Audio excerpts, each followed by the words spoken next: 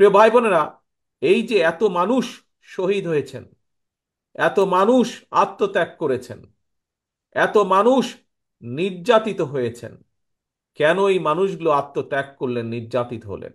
কারণ একটাই, এই মানুষগুলো বাংলাদেশের মানুষের, সাধারণ মানুষের রাজনৈতিক অধিকার নিশ্চিত করতে চেয়েছিল।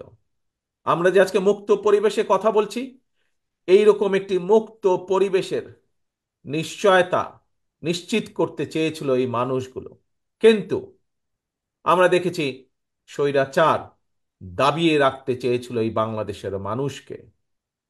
প্রিয় ভাই বোনেরা, এই বাংলাদেশের মানুষ দেখিয়ে দিয়েছে যে তারা গুলির সামনে নিজেদের বুক পেতে দিতে রাজি। তারপরেও বাংলাদেশের মানুষ স্বৈরাচারকে মেনে নিতে রাজি না, এবং সেই জন্যই হাজারো মানুষের আত্মত্যাগের বিনিময় আজ আমরা এই বাংলাদেশকে পেয়েছি। ৭১ সালে যেমন লক্ষ শহীদের আত্মত্যাগের বিনিময় এই দেশ স্বাধীন হয়েছিল, আবারও ২০২৪ সালের আগস্ট মাসে আমরা এই দেশের স্বাধীনতা, সার্বভৌমত্ব এবং মানুষের অধিকার নিশ্চিত করে স্বৈরাচারকে বিদায় করতে সক্ষম হয়েছি জনগণের সংগ্রামের মাধ্যমে, জন অভ্যুত্থানের মাধ্যমে। প্রিয় ভাই বোনেরা, এই যে এই আত্মত্যাগ, এই যে এই বিসর্জন, এটিকে আমাদের ধরে রাখতে হবে, এটির মূল্য আমাদেরকে দিতে হবে। আজকে সমগ্র বাংলাদেশের মানুষ একটি নতুন প্রত্যাশা নিয়ে সামনের দিকে তাকিয়ে আছে, ভবিষ্যতের দিকে তাকিয়ে আছে। অর্থাৎ বাংলাদেশের মানুষ যেই প্রত্যাশা নিয়ে সেই বিগত পতিত স্বৈরাচারের বিরুদ্ধে আন্দোলন করেছিল, সেই প্রত্যাশার প্রতিফলন ঘটাতে হবে। ১৯৭১ সালে যেভাবে মুক্তিযোদ্ধারা নিজেদের জীবন বিসর্জন দিয়েছিলেন, এটি সাম্যের বাংলাদেশ তৈরির জন্য, একটি মানবিক বাংলাদেশ তৈরির জন্য, যেই বাংলাদেশে মানুষ মুক্তভাবে কথা বলতে পারবে, যে বাংলাদেশে মানুষ তারা তাদের নিজেদের রাজনৈতিক অধিকার প্রয়োগ করতে পারবে, যে বাংলাদেশে মানুষ অর্থনৈতিকভাবে মুক্তি অর্জন করতে পারবে, সেই বাংলাদেশকে আমাদের গড়ে তুলতে হবে। প্রিয় ভাই বোনেরা, আজ স্বৈরাচারের পতন হয়েছে। স্বৈরাচারের পতন হবার পরেও স্বৈরাচারের কিছু প্রেতাত্মারা কিন্তু এখনো দেশে রয়ে গিয়েছে। আমরা বারে বারে বলেছি, আমরা বারে বারে বলছি, আবারও বলেছি, আবারও বলতে চাই যে আজকে লাখো জনতার আত্মত্যাগের বিনিময় যে অন্তর্বর্তীকালীন সরকার প্রতিষ্ঠিত হয়েছে, এই সরকার জনগণের রাজনৈতিক যে প্রত্যাশা, জনগণের রাজনৈতিক যে অধিকার, যার জন্য বাংলাদেশের মানুষ বিগত ১৭ বছর ধরে সংগ্রাম করছে, সেই অধিকার যাতে সঠিকভাবে প্রতিষ্ঠিত হয়, তার জন্য তারা পদক্ষেপ গ্রহণ করবে। কিন্তু কিন্তু এটিও সতর্কভাবে খেয়াল রাখতে হবে আমাদেরকে যে তারা এই কাজটি, জনগণের এই কাজটি করতে গিয়ে, জনগণের রাজনৈতিক অধিকার প্রতিষ্ঠা যে কাজ, সেটি করতে গিয়ে এমন কোনো পরিস্থিতির উদ্ভব যেন না হয় যাতে করে অন্য স্বৈরাচার আবার কোনো ষড়যন্ত্র করার সুযোগ পায়। স্বৈরাচারের প্রেতাত্মারা বসে নেই, তারা তাদের ষড়যন্ত্রকে অব্যাহত রেখেছে। কাজে প্রিয় ভাই বোনেরা, গণতন্ত্রের পক্ষের সকল রাজনৈতিক দল, গণতন্ত্রের পক্ষের প্রতিটি মানুষকে আজ সতর্ক থাকতে হবে, সজাগ থাকতে হবে। একইভাবে যেরকম আমরা এই অন্তর্বর্তীকালীন সরকারকে সহযোগিতা করব, একই সাথে আমাদেরকে এটাও বলবে যে কোথায় কি সমস্যা হচ্ছে এবং কিভাবে তার সমাধান করতে হবে, সেই সহযোগিতা আমাদের তাদেরকে দিতে হবে। প্রিয় ভাই বোনেরা, আজকে সমগ্র বাংলাদেশের মানুষ প্রত্যাশা করছে। কি প্রত্যাশা করছে? যে তাদের প্রিয় দল, বাংলাদেশ জাতীয়তাবাদী দল বিএনপি, ইনশাল্লাহ জনগণের সমর্থন নিয়ে আগামীতে সরকার গঠন করতে সক্ষম হলে বাংলাদেশের মানুষের প্রত্যাশার যেই বাংলাদেশ, সেই প্রত্যাশার বাংলাদেশ গড়ে তোলার কাজ করবে। প্রিয় ভাই বোনেরা, গত কয়েকদিন ধরে আমি একটি কথা বলেছি, নিশ্চয়ই আপনারাও সেই কথাগুলো শুনেছেন, বিভিন্ন জনসভায় আমি বলেছি। আজ আপনাদের সামনেও সেই কথা বলতে চাই। আমরা একটি পর্যায় অতিক্রম করে এসেছি, যেই পর্যায়টা ছিল স্বৈরাচারের পতন ঘটিয়ে দেশের মানুষের কে মুক্ত করা। প্রিয় ভাই বোনেরা, স্বৈরাচারের পতন হয়েছে, বাংলাদেশের মানুষ স্বৈরাচার মুক্ত হয়েছে। একটু আগেই আমি বলেছি, স্বৈরাচারের পতন হয়েছে বলেই সকল বিপদ কেটে যায়নি, এখনো সামনে বিপদ আছে। আমাদেরকে এই ব্যাপারে সতর্ক থাকতে হবে। কিন্তু এর পাশাপাশি আমাদেরকে দেশ গড়ে তুলতে হবে, দেশকে ঐক্যবদ্ধ করতে হবে, দেশকে সামনে নিয়ে যেতে হবে। পৃথিবীর বুকে বাংলাদেশকে গড়ে তুলতে হবে একটি সম্ভাবনাময় দেশ, একটি সম্ভাবনাময় জাতি হিসাবে। প্রিয় ভাই বোনেরা, আমার বক্তব্যে আমি বলেছি যে শুধুমাত্র রাজনৈতিক মুক্তি হলে, রাজনৈতিক অধিকার প্রতিষ্ঠা হলেই সকল কিছু হয়ে যায় না।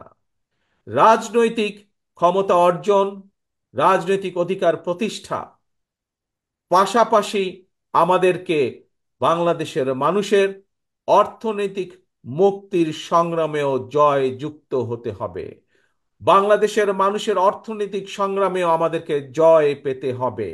তাহলেই একমাত্র আমরা আমাদের যে আন্দোলন, সেইটির কাঙ্ক্ষিত লক্ষ্যে আমরা পৌঁছতে সক্ষম হব।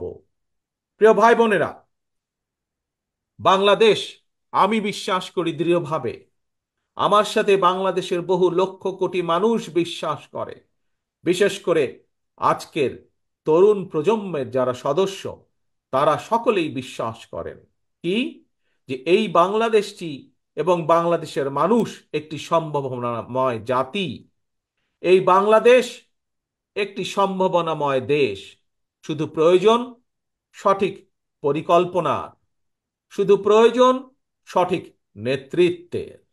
প্রিয় ভাই বোনেরা, যদি আমরা রাজনৈতিক ক্ষমতা অর্জনের মাধ্যমে আমরা যদি সঠিক মানুষগুলোর হাতে এই দেশ এবং জাতির নেতৃত্ব তুলে দিতে সক্ষম হই, এই দেশের মানুষকে যদি আমরা সুযোগ করে দিতে পারি যে কারা তাদের নেতৃত্ব দিবে, সেই দায়িত্ব যদি আমরা মানুষের হাতে তুলে দিতে পারি, আমি ব্যক্তিগতভাবে বিশ্বাস করি তাহলে সেই দায়িত্বপ্রাপ্ত সঠিক ব্যক্তিবর্গ, সঠিক ব্যক্তিগণ এই জাতিকে সঠিকভাবে নেতৃত্ব দিতে পারবে।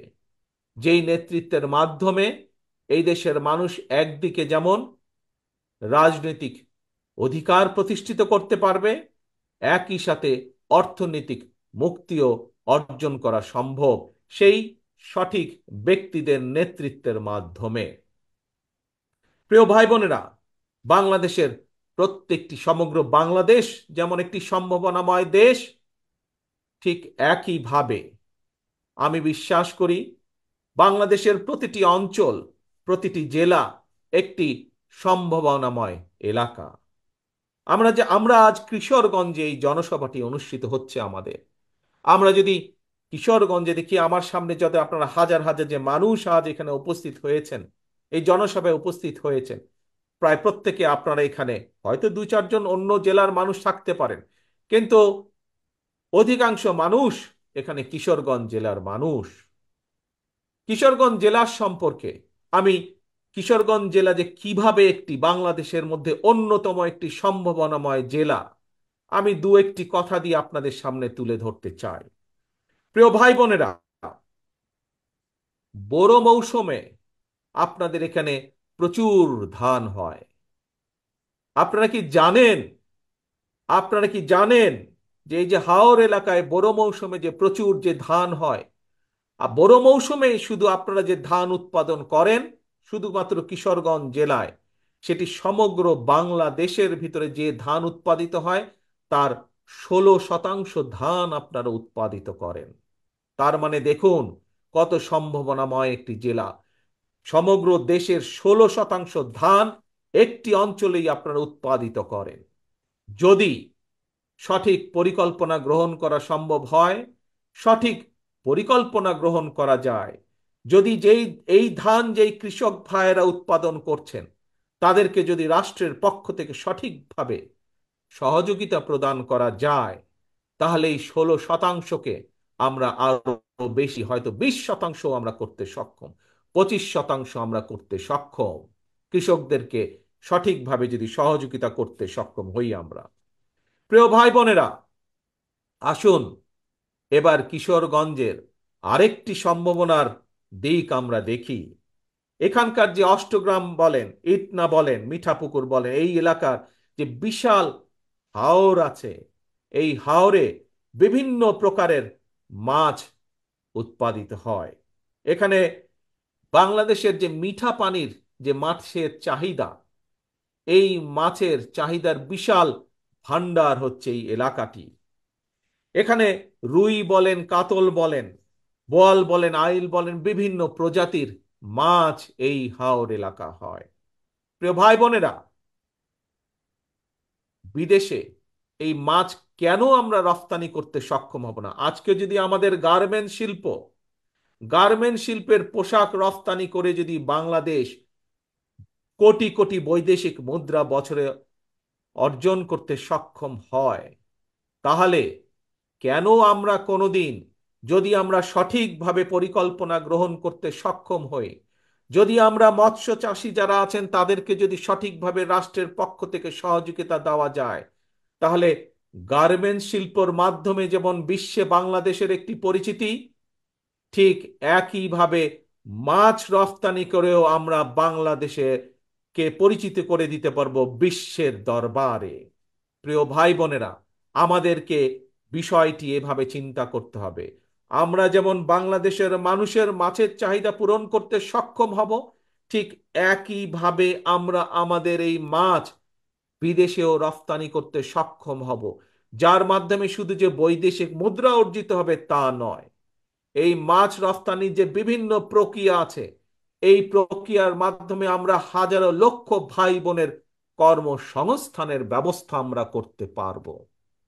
প্রিয় ভাই বোনেরা, এই কাজগুলো কে করতে পারবে? এই কাজগুলো তারাই করতে পারবে যারা জনগণ দ্বারা নির্বাচিত হবে এমন একটি সরকার করতে পারবে। কারণ সেই জনগণের সরকারের বাধ্যবাধকতা থাকবে জনগণের কাছে, জবাবদিহিতা থাকবে জনগণের কাছে। যেহেতু তাদের জবাবদিহিতা থাকবে জনগণের কাছে, সেই জন্য জনগণের অভাব অভিযোগ তাদেরকে দেখতে হবে, শুনতে হবে। সেই জন্য জনগণের সমস্যা তাদেরকে দেখতে হবে, জনগণের দুঃখ কষ্ট তাদেরকে দেখতে হবে। আমাদের যুবক সমাজের বেকার যারা থাকবে তাদের কর্মসংস্থানের ব্যবস্থা সেই জনগণের সরকারকেই করতে হবে। সেই জন্যই প্রয়োজন জনগণের সরকার। সেই জন্যই বাংলাদেশে প্রয়োজন বাংলাদেশের মানুষের কাছে জবাবদিহিমূলক একটি সরকার, যারা বাধ্য থাকবে জনগণের কাছে। এবং সেই জন্যই সেই অধিকার প্রতিষ্ঠিত করতে হবে ভোটের মাধ্যমে, এবং সেই অধিকার প্রতিষ্ঠিত করতে হবে জনগণের মাঝ থেকে। জনগণের জন্য সেই অধিকারকে প্রতিষ্ঠিত করতে হবে যে কোনো মূল্যে। আজকে যে শহীদ পরিবারগুলো আমাদের সামনে আছে, এই পরিবারের সদস্য যারা শহীদ হয়েছেন, তারা এই অধিকার অর্জনের জন্যই শহীদ হয়েছেন। আজকে যে মানুষগুলো পঙ্গু হয়ে আমাদের সামনে মঞ্চে বসে আছে, তারা জনগণের এই অধিকারকে প্রতিষ্ঠিত করার জন্যই আজ এই ক্ষতির সম্মুখীন হয়েছেন। যেদিন বাংলাদেশে মানুষের এই অধিকার প্রতিষ্ঠিত হবে, সেদিন তাদের এই ত্যাগ এই ত্যাগের সঠিক মূল্যায়ন করা হবে। প্রিয় ভাই বোনেরা, আপনাদের এই কিশোরগঞ্জের আরেকটি সম্ভাবনা আছে, যে সম্ভাবনাটি আমি আপনাদের সাথে তুলে ধরতে চাই। হয়তো অনেকেই সেই সম্ভাবনাটি বিষয় অনেকেই জানা নেই, কারণ এইটির ব্যাপারে খুব বেশি প্রচার বা প্রসারও নেই। সেটি কি হচ্ছে? সেটি হচ্ছে কিশোরগঞ্জের অষ্টগ্রামের যে পনির। এই পনিরের কথা জানেন অনেক মানুষ, কিন্তু বহু মানুষ জানেন না। এই পনিরকে আমরা বিশ্বে পরিচিত করতে পারি এই পনিরের উৎপাদনের মাধ্যমে, যদি সঠিক সঠিক পরিকল্পনা গ্রহণ করা হয়, তাহলে বিশ্বের বুকে এই পনিরকে আমরা ছড়িয়ে দিতে পারি। এবং বিশ্বের বুকে ছড়িয়ে দিয়ে যেমন আমরা সুনাম অর্জন করতে পারি শুধু পনির ছড়িয়ে দেওয়ার মাধ্যমে, সবচেয়ে বড় যে বিষয়টি অর্জিত হবে এর মাধ্যমে, বহু ভাই বোনের কর্মসংস্থানের ব্যবস্থা করতে আমরা সক্ষম হব। প্রিয় ভাই বোনেরা, আমি আগেই বলেছি, বাংলাদেশ জাতীয়তাবাদী দল বিএনপির প্রধান যেই লক্ষ্য, একটি হচ্ছে জনগণের জনগণের রাজনৈতিক অধিকার প্রতিষ্ঠার সংগ্রাম। একই সাথে আরেকটি যে প্রধান লক্ষ্য, সেটি হচ্ছে জনগণের অর্থনৈতিক মুক্তি অর্জন। আমরা জনগণকে সমগ্র বাংলাদেশের, আমরা স্বৈরাচারের আমলে দেখেছি, তাদের কিছু কিছু লোককে তারা অনেকভাবে অনেক কিছু করেছে। এরই ভিতরে আপনারা দেখেছেন কিভাবে বিদেশে তাদের শত শত বাড়ি ঘর তারা তৈরি করেছে, এই জনগণের অর্থ পাচার করে বিগত 17 বছর ধরে। কিন্তু বিএনপি গুটি সংখ্যক লোক না। বিএনপি চায়, বাংলাদেশ জাতীয়তাবাদী দল চায়, এই যে আপনারা আজকে মাঠে যে হাজার হাজার মানুষ যারা এখানে উপস্থিত হয়েছেন, আপনাদের মতন সারা বাংলাদেশে এরকম গ্রামে গঞ্জে ছড়িয়ে থাকা যে কোটি কোটি মানুষ, সাধারণ মানুষ আছে, প্রত্যেকটি মানুষকে অর্থনৈতিকভাবে শক্তিশালী বুনিয়াদের উপরে বিএনপি মানুষকে প্রতিষ্ঠিত করতে চায়। এটি হচ্ছে বাংলাদেশ জাতীয়তাবাদী দলের অন্যতম লক্ষ্য। প্রিয় ভাই বোনেরা, এখন আপনাদের সামনে আমি আমার একটি ইচ্ছার কথা তুলে ধরতে চাই। একজন রাজনৈতিক কর্মী হিসাবে এইখানে মঞ্চে যেমন আমার বহু নেতৃবৃন্দ বসে আছেন, প্রত্যেকটি নেতৃবৃন্দ, প্রত্যেকটি কর্মী, রাজনৈতিক কর্মীর মনের মধ্যে কিন্তু একটি বাসনা থাকে, ইচ্ছা থাকে। কি সেটি? যে একজন রাজনৈতিক কর্মী হিসাবে যখন তার সামনে সুযোগ আসবে, সে তার এলাকার জন্য, সে তার এলাকার মানুষের জন্য কিছু কাজ করতে চায়। হয়তো কেউ কেউ তার যেই মাপের কর্মী বা যেই মাপের নেতা, সে সেভাবে চিন্তা করার চেষ্টা করে। কেউ চায় তার এলাকার, সে যদি সুযোগ পায় তাহলে তার এলাকার একটি রাস্তা সে তৈরি করবে।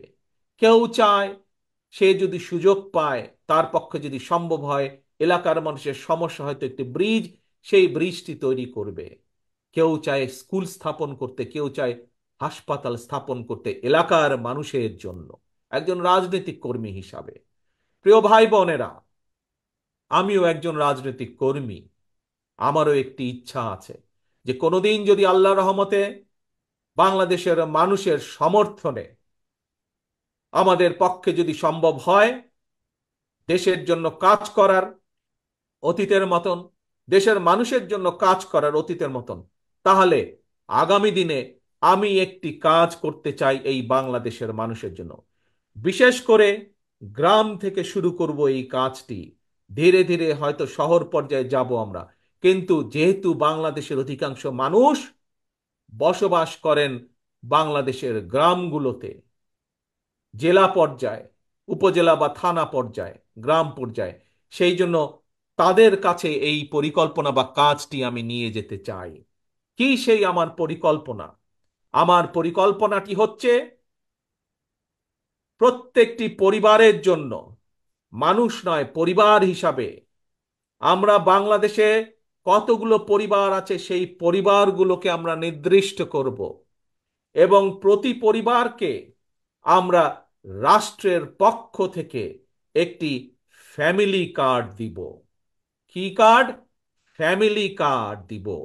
এখন জিজ্ঞেস করতে পারেন এই ফ্যামিলি কার্ডটি কি? এই ফ্যামিলি কার্ডটি হবে সেই পরিবারের মায়ের নামে, বা সেই পরিবারের যে গৃহিণী থাকবেন তার নামে এই ফ্যামিলি কার্ডটি হবে। রাষ্ট্রের পক্ষ থেকে আমরা গ্রাম থেকে শুরু করে থানা জেলা পর্যায় পর্যন্ত আমরা প্রত্যেকটি পরিবারকে চেষ্টা করব একটি পরিবারের মাসিক যে প্রয়োজনীয় খাদ্যদ্রব্য যেগুলো প্রয়োজন, তার মধ্যে কিছু সংখ্যক খাদ্যদ্রব্যের একটি নির্দিষ্ট পরিমাণ সহযোগিতা করার জন্য, যাতে করে প্রত্যেকটি পরিবারের উপরে যাতে করে প্রত্যেকটি পরিবার মাস শেষে রাষ্ট্রের এই সহযোগিতা পেলে কিছুটা হলেও তাদের স্বস্তি বোধ হয়, কিছুটা হলেও তারা নিজেদের নিজেদের যে সেভিংস, নিজেদের যে সঞ্চয়, সেটির পরিমাণ বৃদ্ধি করতে সক্ষম হয়। এবং তার ফলে এই সহযোগিতাটা যদি আমরা কয়েক বছর ধরে চালু রাখতে পারি, তাহলে আমি বিশ্বাস করি বাংলাদেশের গ্রামের পরিবারগুলো, গ্রামের মানুষগুলো সচ্ছলতার একটি পর্যায়ে উঠে আসতে সক্ষম হবেন।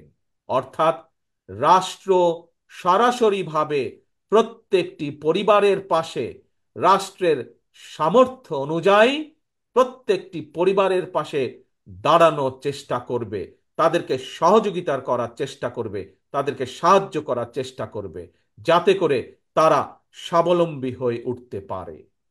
প্রিয় সহকর্মীবৃন্দ, দেশ এবং জাতির ব্যাপারে, দেশ এবং জাতিকে নিয়ে একজন রাজনৈতিক কর্মী হিসাবে আমার আরো কিছু পরিকল্পনা আছে, যেই পরিকল্পনাগুলো পর্যায়ক্রমিকভাবে আমি আপনাদের সামনে ধীরে ধীরে তুলে ধরব।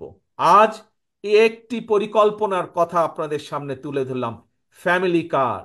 এবং এই কার্ডের, আমি আগেই বলেছি, এই কার্ডটি কার নামে হবে? এই কার্ডটি সেই পরিবারের গৃহিণী, চারজনের একটি পরিবার, রাষ্ট্রের পক্ষ থেকে সহযোগিতা প্রদান করা হবে। এবং এই ফ্যামিলি কার্ডটি হবে সেই পরিবারের মা বা সেই পরিবারের যে গৃহিণী থাকবেন তার নামে, যাতে করে আমরা যাতে করে আমরা বাংলাদেশের অর্ধেক অর্ধেক জনসংখ্যার অর্ধেক হচ্ছে নারী, যাতে করে আমরা নারীদের ক্ষমতায়ন বৃদ্ধি করতে পারি, যাতে করে স্বাবলম্বী করে গড়ে তুলতে পারি আমরা বাংলাদেশের মা বোনকে, সেটিও হবে তার অন্যতম একটি লক্ষ্য এই ফ্যামিলি কার্ডের। প্রিয় ভাই বোনেরা, আপনাদের সামনে আজ আমি যেই কথাগুলো তুলে ধরলাম, যেই কথাগুলো আপনাদের সামনে আমি বললাম, তার লক্ষ্য এবং উদ্দেশ্য একটি। কি সেই লক্ষ্য এবং উদ্দেশ্য? বাংলাদেশকে সামনে নিয়ে যাওয়া। আমরা বাংলাদেশের মানুষকে স্বাবলম্বীভাবে গড়ে তুলতে চাই অর্থনৈতিকভাবে। আমরা বাংলাদেশের মানুষের রাজনৈতিক অধিকারকে প্রতিষ্ঠিত করতে চাই, এবং এটিই হচ্ছে আমাদের লক্ষ্য, এটিই হচ্ছে আমাদের উদ্দেশ্য। কিন্তু এই লক্ষ্য এবং উদ্দেশ্যকে বাধাগ্রস্ত করার জন্য স্বৈরাচারের দোসররা এখনো তাদের ষড়যন্ত্রকে অব্যাহত রেখেছে। প্রিয় ভাই বোনেরা, আজ যেই শহীদদেরকে আমরা সম্মান দিয়েছি এখানে, সেই শহীদদের আত্মত্যাগকে যদি মূল্যায়ন করতে হয়, আজ যেই পঙ্গু ভাই বোনদের বা ক্ষতিগ্রস্ত আমাদের সহকর্মী ভাই বোনদেরকে যে আমরা এই যেই সম্মান দিয়েছি, তাদের সেই সম্মানকে যদি মূল্যায়ন করতে হয়, তাদের আত্মত্যাগকে যদি মূল্যায়ন করতে হয়, তাহলে আজ দল মত নির্বিশেষে আমাদের সকলকে ঐক্যবদ্ধ থাকতে হবে। ঐক্যবদ্ধ থাকতে হবে আমাদেরকে এই দেশের স্বার্থে, দেশের মানুষের স্বার্থে ঐক্যবদ্ধ থাকতে হবে। আমরা বিগত দিনে দেখেছি আমরা বিগত দিনে দেখেছি যে স্বৈরাচার সময় তারা ক্ষমতা ধরে রাখার জন্য তারা বিভিন্ন অপবাদ দিয়ে জাতিকে বিভক্ত করার চেষ্টা করেছিল। তারা, বাংলাদেশ জাতীয়তাবাদী দল বিভক্তি চায় না। আমরা চাই জাতিকে ঐক্যবদ্ধ করতে। আমরা চাই আমরা সকল দলমত নির্বিশেষে, বাংলাদেশে বিএনপি যেমন আছে, বাংলাদেশে অন্য আরো রাজনৈতিক দল আছে। আপনারা দেখেছেন কয়েকদিন আগে আপনারা দেখেছেন আমরা বলেছি দলের পক্ষ থেকে যে আমরা দলের পক্ষ থেকে 31 দফা একটি পরিকল্পনা বা কর্মসূচি আমরা ঘোষণা করেছি। এই 31 দফায় আমরা পরিষ্কারভাবে তুলে ধরেছি যে আমরা চাই আমরা সকলকে নিয়ে সরকার গঠন করতে। আমাদের সাথে বিশেষ করে আমাদের সাথে বিগত 17 বছরের স্বৈরাচার বিরোধী আন্দোলনের সময় যে সকল রাজনৈতিক দলগুলো আমাদের সাথে ছিলেন, যে সকল রাজনৈতিক দলের নেতৃবৃন্দ আমাদের সাথে ছিলেন এবং এখনো আছেন, আমরা চাই দল মত নির্বিশেষে সকলকে নিয়ে এই জাতি গঠন করতে, সকলকে নিয়ে এই দেশকে পুনর্গঠন করতে। প্রিয় ভাই বোনেরা, প্রিয় ভাই বোনেরা, দেশনেত্রী খালেদা জিয়া একটি কথা বলেছিলেন যে এই দেশের বাইরে দেশনেত্রী খালেদা জিয়ার কোনো ঠিকানা নেই। বাংলাদেশের বাইরে দেশনেত্রী খালেদা জিয়ার কোনো ঠিকানা নেই। দেশনেত্রীর খালেদা জিয়ার সন্তান হিসাবে আজ আপনাদের সামনে একইভাবে আমিও বলতে চাই, বাংলাদেশের বাইরে আমার কোনো ঠিকানা নেই। কাজেই এই দেশই আমার ঠিকানা, এই দেশই আমার প্রথম ঠিকানা, এই দেশই আমার শেষ ঠিকানা। কাজেই এই দেশকে জন্য আমরা, এই দেশের মানুষের ভালো কিছু করার জন্য আমাদের সকল প্রকার সকল প্রকার আমাদের সব সব রকম প্রচেষ্টা আমাদের থাকবে। প্রিয় ভাই বোনেরা, কাজেই এই দেশই আমাদের প্রথম, এই দেশই আমাদের শেষ বাংলাদেশ। আসুন আজকে আমরা এখানে সকলে মিলে প্রতিজ্ঞা গ্রহণ করি। কি সেই প্রতিজ্ঞা?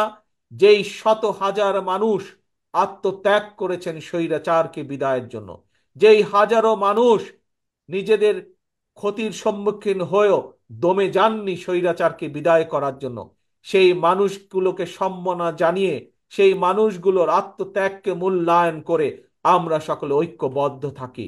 কেউ যাতে আমাদের ঐক্য নষ্ট করতে না পারে, কেউ যাতে আমাদেরকে পিছিয়ে দিতে না পারে, সেই ব্যাপারে আমাদেরকে সজাগ থাকতে হবে, সেই ব্যাপারে আমাদেরকে সতর্ক থাকতে হবে। প্রিয় ভাই বোনেরা, আবারও আসুন আমরা আমাদের প্রত্যাশিত বাংলাদেশকে গড়ে তোলার জন্য, আমাদের সেই প্রত্যাশিত মুক্তি যা আমরা অর্জন করেছি সেটিকে ধরে রাখার জন্য আমরা আবারও সকলে যাতে ঐক্যবদ্ধ থাকতে পারি, যে কোনো মূল্যে আমরা ঐক্যবদ্ধ থাকতে পারি, সেই প্রত্যাশা রেখে আমি আমার বক্তব্য শেষ করছি।